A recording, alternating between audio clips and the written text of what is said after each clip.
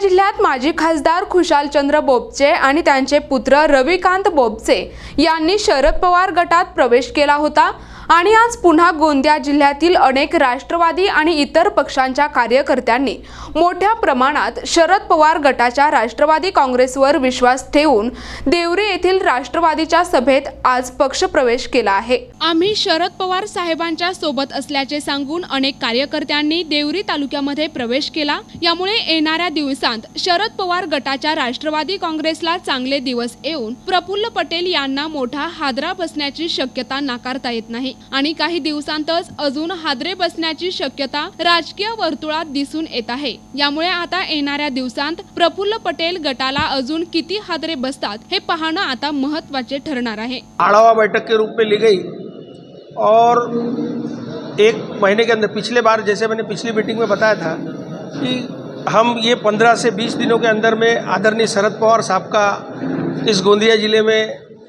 दौरा है ये बताया था। अनिल देशमुख साहब का दौरा ये बताया था, परंतु कुछ अब तारीख मुझे ऐसा लगा था कि आज के दिन मैं यहाँ देवरी में आकर उस तारीख की घोषणा करूँगा।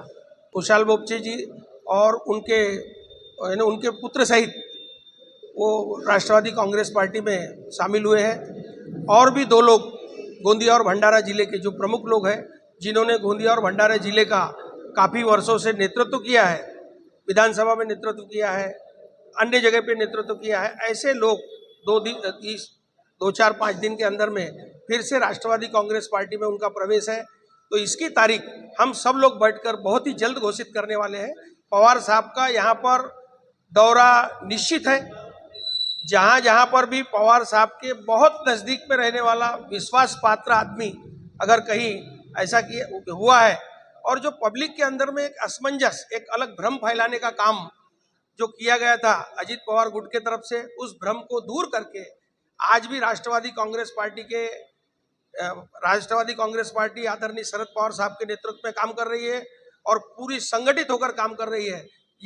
इसके लिए आदरणीय पवार साहब स्वयं इस गोंदिया में उपस्थित रहकर कार्यकर्ताओं को संबोधन करने वाले। कब तक आएंगे शरद पवार साहब का नवरात्र दशहरे के बाद में चल रहा था। नवरात्र बीच में आई थी बात की ये जो अभी घड़ामुड़ी हुई, नई जो घड़ामुड़ी चल रही है, तो गोंदिया जिले के जो प्रमुख नेता मंडली है, प्रमुख कार्यकर्ता है, उनका जो संपर्क डायरेक्ट वहाँ से हुआ है मुंबई में पवार साहब के से, तो ये सबसे चर्चा करने के लिए थोड़ा सा इस तारीख की घोषणा को, गढ़ सिर्फ कार्यकर्ता का रहता है और कार्यकर्ता अपने गढ़ में किसको कब नेता बना के विधानसभा भेज दे, लोकसभा भेज दे, कब किसको लोकसभा से और विधानसभा से नीचे गिराकर आम कार्यकर्ता बना दे, ये कार्यकर्ता में ताकत रहती है।